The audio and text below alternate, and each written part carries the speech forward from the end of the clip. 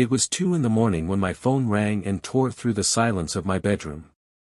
I don't think any sound has ever scared me more than that ringtone in the dark. It was my 8-year-old grandson, Noah. I could hear him crying, trying so hard to keep his voice down, like he was afraid someone might hear him. And then he whispered 3 words that I will never forget as long as I live. Please come. Before I could even ask what was wrong, the line went dead. My heart dropped straight into my stomach. I didn't think. I didn't plan. I just moved. I threw on the nearest clothes, grabbed my keys, and ran out into the cold night, my mind racing through every terrible possibility you can imagine. To understand why that one phone call hit me so hard, you have to understand who Noah is to me. My name is David. My daughter Rachel married a man named Kevin 5 years ago, and Noah is their son. He has always been my best little friend in the world. We go fishing together. We build huge Lego cities on the living room floor. He tells me secrets he doesn't even tell his own parents. But over the past year, something had changed. I started noticing bruises on his arms and legs that nobody could quite explain. He got quiet. Withdrawn. Scared, especially whenever Kevin was nearby. Every time I brought it up, Rachel had an answer ready. He's just clumsy. Kevin's just stressed from work. I offered, more than once, to help her pack up and stay with me. She always pushed me away and told me I was overreacting. But a grandfather knows. Deep in my gut, I knew something in that house was very wrong. So when that call came at 2 in the morning, I didn't hesitate for a second. I drove through empty streets faster than I should have, praying the whole way that I wasn't already too late. When I finally pulled up to their house, every light inside was off. The front door was standing wide open. And from somewhere in the back of the house, I could hear a voice. Low. Angry. Getting louder. I stepped inside, into the dark, and that's when I heard exactly what was happening in that kitchen. The voice belonged to Kevin. He was drunk, and he was shouting things at my daughter that no husband should ever say to his wife. I had suspected for months that something like this was happening behind closed doors, but every time I tried to talk to Rachel about it, she defended him. He only gets like this when work is stressful, she would say. It's not as bad as it looks.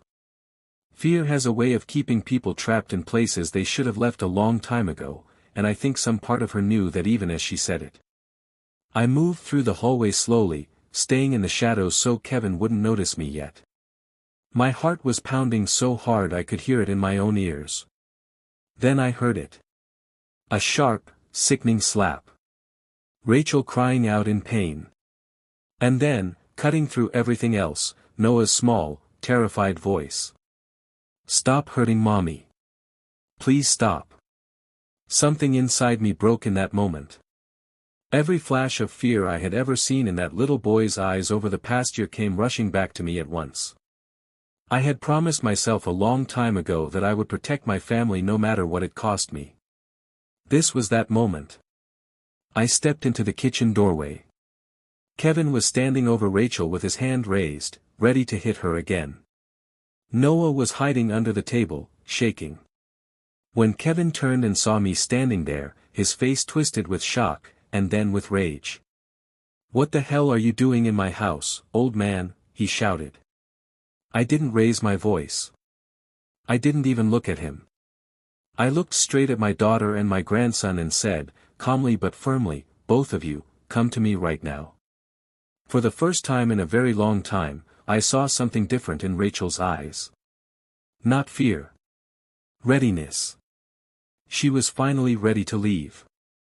Kevin lost it completely. He came at me like he meant to knock me through the wall, screaming that I was trespassing and that he would call the police on me himself. I didn't move an inch. Years of being a father teach you that real strength doesn't need to shout. I looked him dead in the eyes and said, touch them again, and you will regret it for the rest of your life. Rachel grabbed Noah and ran behind me. Kevin tried to follow them, but I stepped directly into his path. He swung at me, blind with anger, but I was ready for it.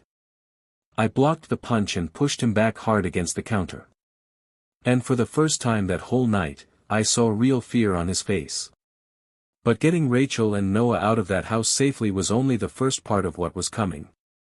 What I did next would decide whether Kevin would ever be able to hurt them again. That I told Rachel to get Noah into the car immediately. While they ran outside to safety, I stayed behind in that dark kitchen, facing Kevin alone. If you ever come near my daughter or my grandson again, I told him, I will make sure you lose everything. He tried to act tough, but I could see it in his eyes. He was scared. What he didn't know was that I had already been quietly recording the entire argument on my phone, and I told him exactly that. I also told him the police were already on their way. He didn't say another word.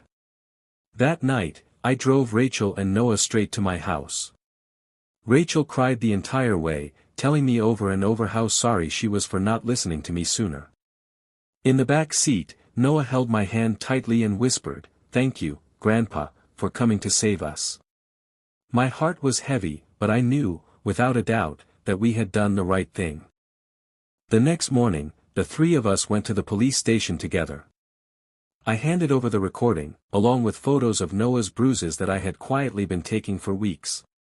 Kevin was arrested that same day.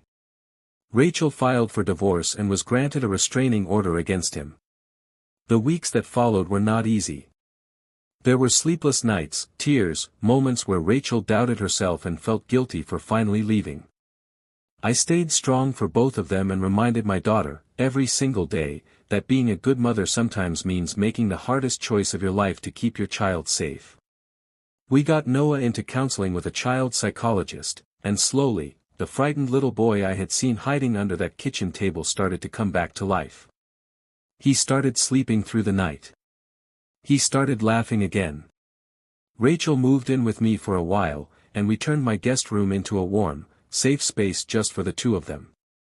Watching my daughter rebuild her strength, and watching my grandson feel safe again under my own roof, made every difficult moment of that night completely worth it. Kevin tried calling. He tried making threats. But we stood together as a family, and we never backed down. 6 months have passed now since that 2 a.m. phone call that changed everything for us. Rachel has a new job she genuinely loves. Noah is doing wonderfully in school and has made new friends, and the fear that used to live behind his eyes has finally disappeared for good. He still calls me sometimes at night. But now, instead of 3 whispered, terrified words, it's to tell me a funny story from school, or to ask excitedly when we're going fishing again. He falls asleep every night knowing that no one can hurt him or his mother anymore. Rachel often tells me she doesn't know what would have happened if I hadn't answered that call. I always tell her the same thing. I will always come running, no matter what time it is, or how old I get. That one phone call from my grandson changed all of our lives forever. It proved to me that a grandparent's love, paired with quick action, can save a family and break a cycle that might otherwise have never ended. If you're a parent or a grandparent listening to this, please don't ignore that gut feeling when something doesn't feel right with your child or grandchild.